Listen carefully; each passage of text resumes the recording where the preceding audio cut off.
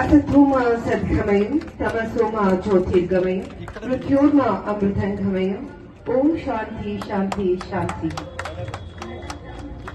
Madam ಈ ಕಡೆ ಬಂದ್ಬಿಡಿ. ಓಟ ತಮ್ಮದೇ ಆದಂತಹ ರೀತಿಯಲ್ಲಿ ಸಾಧನೆಯನ್ನು ಮಾಡ್ತಾ ಇರುವಂತಹ ರೈತರನ್ನ ಗೌರವಿಸುವಂತಹ ಕಾರ್ಯ ಈಗ ವೇದಿಕೆಯಲ್ಲಿ ನಡೀತಾ ಇದೆ. ಶ್ರೀಯುತ ಎನ್ ವೆಂಕಟೇಶ್ ರವರು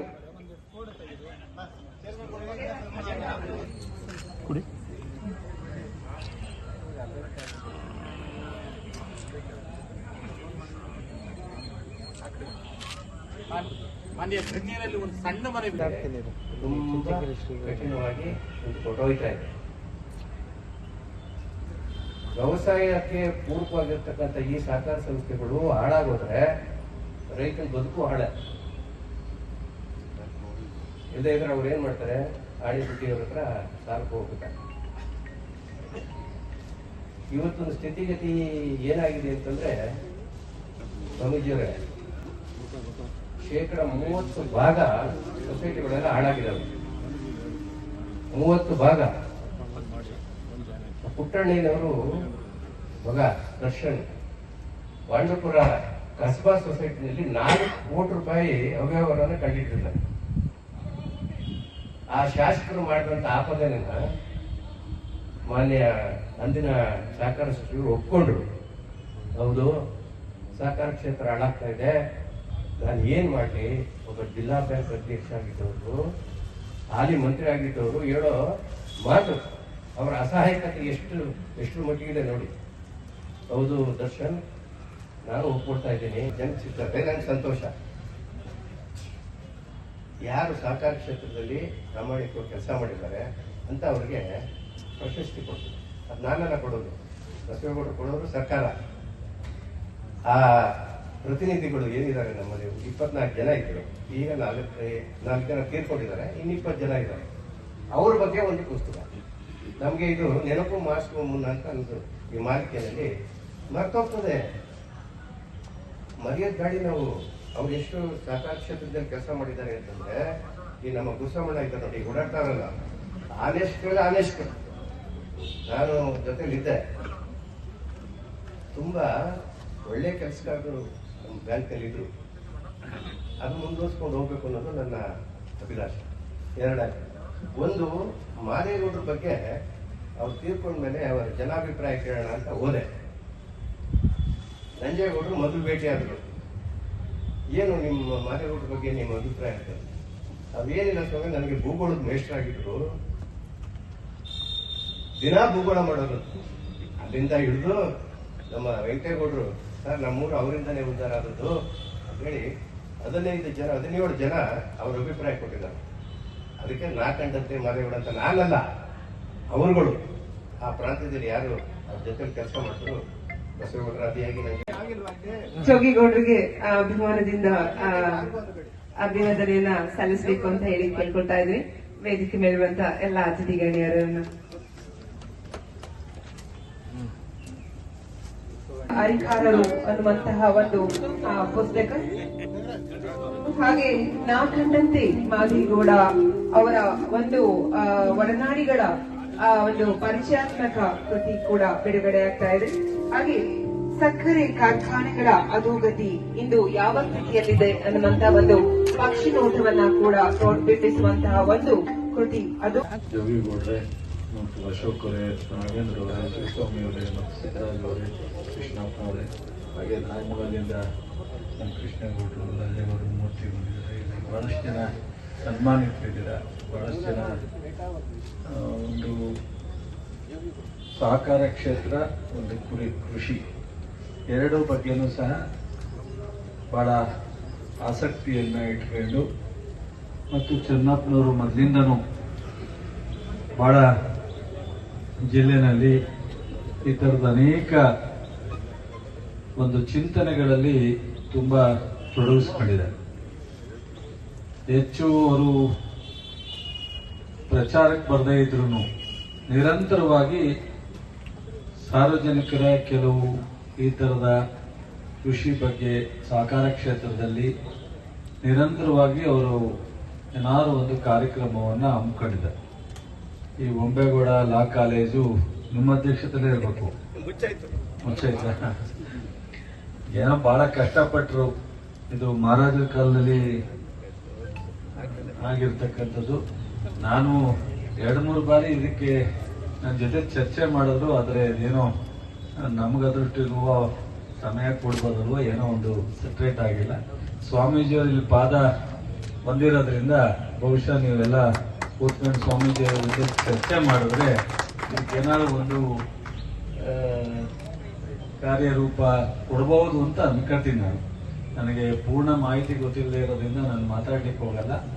ಒಂದು, ಇವತ್ತು ಯಾರ್ಯಾರು ಸನ್ಮಾನಿತರಿದ್ದೀರಿ ಅವರೆಲ್ಲರಿಗೂ ಸಹ ಅಭಿನಂದನೆ ಸಲ್ಲಿಸ್ತಾ, ಮತ್ತು ಈ ಒಂದು ಕ್ಷೇತ್ರದ ಬಗ್ಗೆ ಚೆನ್ನಪ್ಪನವ್ರಿಗಿರೋ ಆಸಕ್ತಿಗೆ ಸ್ವಾಮೀಜಿಯವರು ನನಗೇನು ಜವಾಬ್ದಾರಿ ಕೊಡ್ತಾರೆ ನಾನು ಮಾಡ್ತೀನಿ, ಬಟ್ ಸ್ವಾಮೀಜಿಯವರು ಇದರಲ್ಲಿ ಗಮನ ಹರಿಸಿದ್ರೆ ಅವರ ಒಂದು ಚಟುವಟಿಕೆಗಳಲ್ಲಿ ಏನಾದರೂ ಒಂದಷ್ಟು ಒಳ್ಳೆಯದು ಜನರಿಗೆ ತಲುಪುವಂತದಕ್ಕೆ ಒಂದು ಒಳ್ಳೇದಾಗತ್ತೆ. ಆ ನಿಟ್ಟಿನಲ್ಲಿ ಗುರುಗಳ ಹತ್ರ ಚೆನ್ನಪ್ಪನವ್ರು ಹೋಗಿ ಒಂದ್ಸಲಿ ಸುದೀರ್ಘವಾಗಿ ಚರ್ಚೆ ಮಾಡಲಿ, ಒಂದು ಮೆಮೊರಂಡಮ್ ಕೊಡ್ಲಿ.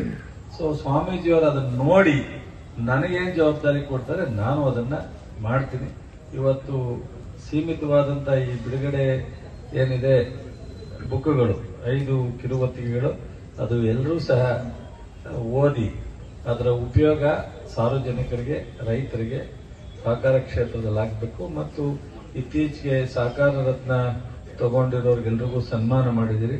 ಅವರು ಸಹ ಕ್ಷೇತ್ರದಲ್ಲಿ ಇನ್ನೂ ಹೆಚ್ಚು ಕೆಲಸ ಮಾಡಲಿ, ಒಳ್ಳೆಯದಾಗಲಿ ಅಂತ ಹೇಳಿ ನಾನು ನಿಮ್ಮೆಲ್ಲರಿಗೂ ಅಭಿನಂದಿಸಿ ಶುಭ ಹಾರೈಸ್ತೀನಿ. ನಮಸ್ಕಾರ.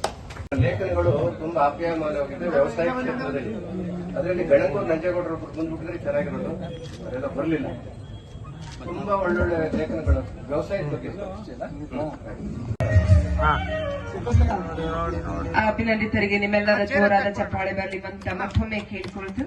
ಸುಖದಂ ಕೇವಲಂ ಜ್ಞಾನಮೂರ್ತಿ ದ್ವಂದ್ವಾತೀತಂ ಗಗನ ಸದೃಶಂ ತತ್ವಮಸ್ಯಾದಿಲಕ್ಷ್ಯಂ ಏಕಂ ನಿತ್ಯಂ ವಿಮಲಂ ಅಚಲಂ ಸರ್ವಧಿ ಸಾಕ್ಷಿಭೂತಂ ಭಾವಾತೀತಂ ತ್ರಿಗುಣರಹಿತಂ ಸದ್ಗುರುಂ ತಂ ನಮಾಮಿ.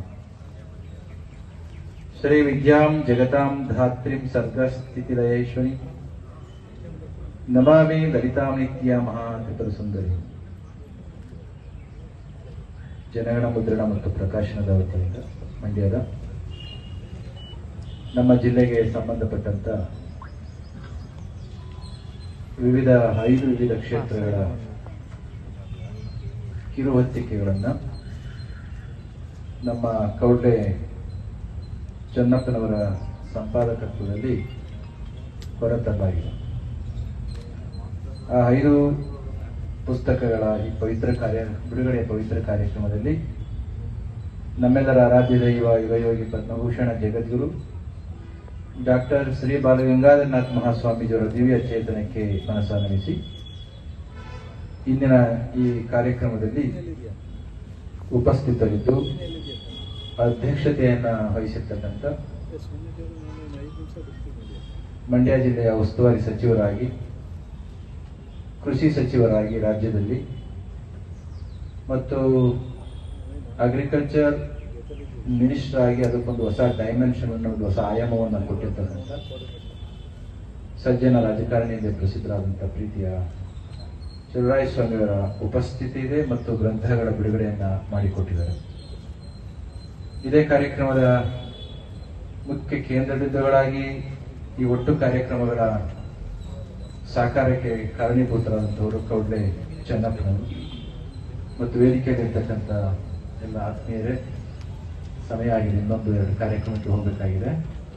ಮತ್ತು ಇಷ್ಟು ಹೊತ್ತು ವಿವಿಧ ಕ್ಷೇತ್ರಗಳಲ್ಲಿ ಸಾಧನೆಯನ್ನು ಮಾಡಿದಂಥ ಸಾಧಕರಿಗೆ ಕೆಲವರಿಗೆ ರಾಜ್ಯ ಸರ್ಕಾರ ಸಹಕಾರಿ ರತ್ನ ಪ್ರಶಸ್ತಿಯನ್ನು ಕೊಟ್ಟು ಸನ್ಮಾನಿಸಿದೆ. ರಾಜ್ಯ ಸರ್ಕಾರವೇ ಪ್ರಶಸ್ತಿಯನ್ನು ಕೊಟ್ಟಾಗ ನಾವು ಕೊಡದಲ್ಲೇ ಅವರು ಹೇಗೆ ಅಂತ ಹೇಳಿ ಕೌಡ್ಲೆ ಚೆನ್ನಪ್ಪನವರು ಆ ಕಾರ್ಯವನ್ನು ಇಲ್ಲಿ ಮತ್ತೊಮ್ಮೆ ಜನಮಾನಸಕ್ಕೆ ತಿಳಿಸ್ತಕ್ಕಂಥ, ಅವರ ಸಾಧನೆಯನ್ನು ಗುರುತಿಸಿ ಇಂದಿನ ಯುವ ಸಮುದಾಯಕ್ಕೆ ತಿಳಿಸ್ತಕ್ಕಂಥ ಕೆಲಸವನ್ನು ಮಾಡಿದ್ದಾರೆ. ಅಂತ ಎಲ್ಲ ಸಹಕಾರಿ ರತ್ನಗಳೇ ಮತ್ತು ಮಾಧ್ಯಮ ಕ್ಷೇತ್ರದಲ್ಲಿ, ಬರಹದ ಕ್ಷೇತ್ರದಲ್ಲಿ ಸಾಧನೆ ಮಾಡಿದಂಥ ಪ್ರತಿಭಾನ್ವಿತ ಯುವಕರನ್ನು ಕೂಡ ಗೌರವಿಸ್ತಕ್ಕಂಥ ಕೆಲಸ ಆಗಿದೆ. ರೈತರಾಗಿ ರೈತ ಬದುಕಿಗೆ ಒಂದು ಹೊಸ ಆಯಾಮನ ಕೊಟ್ಟಂತೆಲ್ಲ ರೈತ ಬಂಧುಗಳ ಸನ್ಮಾನ ಆಗಿದೆ. ಇದೇ ಹೊತ್ತಿನಲ್ಲಿ ಬಂದಂತೆಲ್ಲ ಆಸ್ತಿಕ ಮಾಷೆರೆ ಮಾಧ್ಯಮ ವೃಂದದವರೇ, ಇದೊಂದು ಚಿಕ್ಕದಾಗಿ ಚೊಕ್ಕವಾಗಿ ಏರ್ಪಡಿಸಿರ್ತಕ್ಕಂಥ ಒಂದು ಕಾರ್ಯಕ್ರಮ.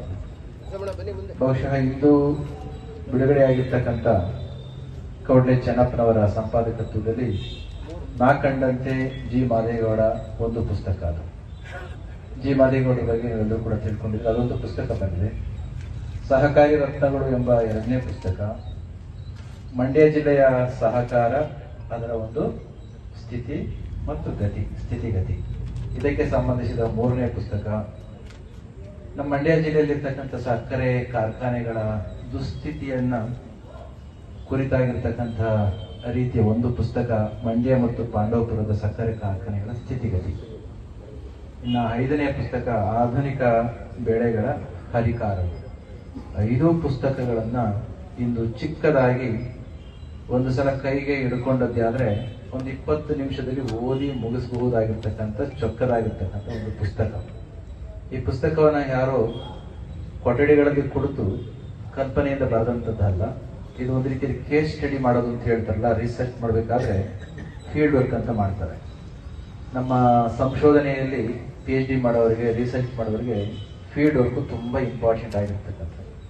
ಈ ಪುಸ್ತಕಗಳ ಗಾತ್ರ ಚಿಕ್ಕದಾಗಿದ್ರು ಒಳಗಡೆ ಇರ್ತಕ್ಕಂಥ ಕಂಟೆಂಟ್ ಊರಣ ತುಂಬಾ ಎತ್ತರವಾದದ್ದು. ಯಾಕೆ ಹೇಳ್ತೇವೆ ಅಂದ್ರೆ, ನಾನು ಹಾಗೆ ಕಣ್ಣಾಡಿಸ್ತಕ್ಕಂಥ ಸಂದರ್ಭದಲ್ಲಿ ಇದರಲ್ಲಿರ್ತಕ್ಕಂಥ ಕಂಟೆಂಟ್ಸ್ ಅನ್ನು ರೂಪಿಸಿರ್ತಕ್ಕಂಥ ಲೇಖಕರು ಆಯಾ ಹಳ್ಳಿಗಳಿಗೆ ಹೋಗಿ ಆಯಾ ವ್ಯಕ್ತಿಗಳನ್ನು ಸಂದರ್ಶಿಸಿ ನಿಜದ ಅರ್ಥದಲ್ಲಿ ಒಂದು ಫೀಲ್ಡ್ ಸ್ಟಡಿಯನ್ನು ಮಾಡಿ, ಕೇಸ್ ಸ್ಟಡಿಯನ್ನು ಮಾಡಿ ಪುಸ್ತಕಗಳನ್ನು ಬರೆದಿರೋದ್ರಿಂದ ವಾಸ್ತವಕ್ಕೆ ತುಂಬಾ ಸನಿಹದಲ್ಲಿರ್ತಕ್ಕಂಥ ಪುಸ್ತಕಗಳಾಗಿರೋದ್ರಿಂದ ನಮ್ಮ ಮಕ್ಕಳಿಗೂ ಓದಿಸ್ತಕ್ಕಂಥ ಅವಶ್ಯಕತೆ ಇದೆ. ಇವತ್ತು ಆರ್ಟಿಫಿಷಿಯಲ್ ಇಂಟೆಲಿಜೆನ್ಸ್ ಯುಗದಲ್ಲಿ ಬದುಕ್ತಾ ಇರ್ತಕ್ಕಂಥ ನಾವುಗಳು ಸಬ್ಸ್ಕ್ರೈಬ್ ಬಟನ್ ಮೇಲೆ ಕ್ಲಿಕ್ ಮಾಡಿ ಹಾಗೂ ನಮ್ಮ ಹೊಸ ವಿಡಿಯೋಸ್ ಅಪ್ಲೋಡ್ಗೋಸ್ಕರ ಪಕ್ಕದಲ್ಲಿ ಕಾಣುವ ಬೆಲ್ ಬಟನ್ ನಮ್ಮೆಲ್ಲ ವಿಡಿಯೋಗಳನ್ನ ಲೈಕ್ ಮಾಡಿ, ಶೇರ್ ಮಾಡಿ ಹಾಗೂ ಕಮೆಂಟ್ ಮಾಡಿ.